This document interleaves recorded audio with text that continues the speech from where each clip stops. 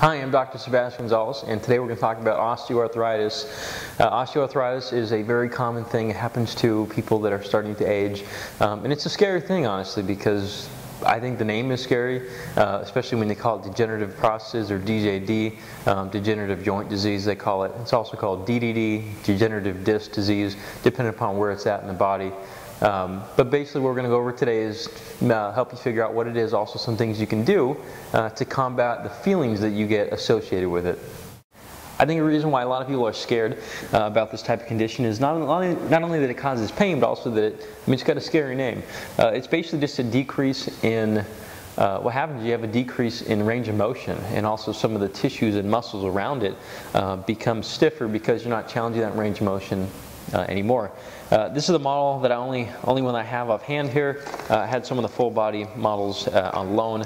Basically here we're looking at the spine. If we're talking about degeneration, or that buildup, you're having a buildup of bony osteophytes or bone spurs, which kind of go across the joint space. So let's talk about just this one in this regard. So see, there should be a space almost like that where there's a disc in it. This one just happens to not have it. But basically you're going to have a bridging of bone that comes across sometimes. Also a lack of cartilage or a buffering surface between the joint spaces as well. So this type of thing can cause pain. It can happen in any weight-bearing joint. It can happen in any joint for that matter, but it's more common in weight-bearing joints. Probably one of the best ways that I've seen for dealing with this type of thing is mainly just getting off your butt and start moving within certain parameters, obviously. The Mayo Clinic was one of the places I looked at first, just to see what type of stuff is out there to affect and decrease the pain associated with osteoarthritis. And they even said that women, especially, if you decrease 11 pounds, they said, you can decrease the pain associated with osteoarthritis by 50%, which that's pretty good. You know, and there's lots of things you can do in regards to weight loss. You can diet or exercise, your choice, but either way, the decrease in weight will help significantly with making you feel better.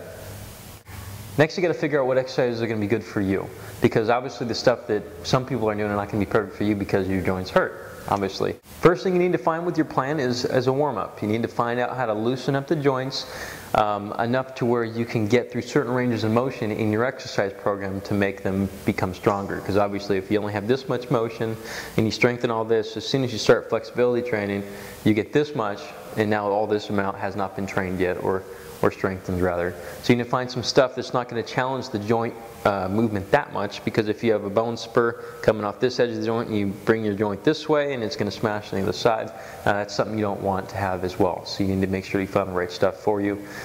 Second thing is you need to make sure that you have low impact training. That's going to be swimming, biking, weight training. All this stuff is really good for osteoarthritis patients, as well as swimming. I do like swimming, but at the same time you need to have weight-bearing joints or weight-bearing exercises as well, to make sure that you're not having osteopenia and osteoarthritis start as well. Lastly, you want to make sure that you're not exercising with pain. So working on some of the musculature around the area and the ligaments will actually help out quite a bit. So you need to make sure you find a qualified physical therapist, chiropractor, or massage therapist even in your area that is good at working on these types of conditions. Don't forget to check out our ebook at the website below.